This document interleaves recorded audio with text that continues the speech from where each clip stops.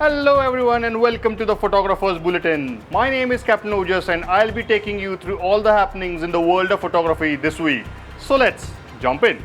We can expect to see the first of the APS-C sensor RF cameras by the end of this year.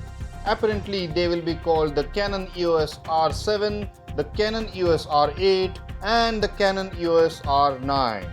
JOBY has come up with a new solution for vloggers, influencers and mobile creators, and they are calling it the Wavo, Beamo and GorillaPod mobile vlogging kit.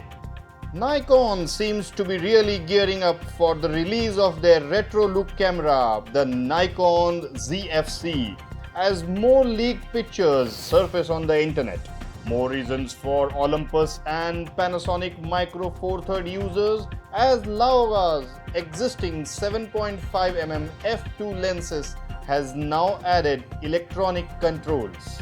And in the end, it's time to rejoice for Panasonic, Leica and Sigma camera owners as Zhong Yi launches the fastest 50mm lens for the L mount, the Zhong Yi f0.95. So these were all the happenings in the world of photography this week. Hope you enjoyed them, and for more updates, stay tuned, same time next week. Until then, stay safe and click with me.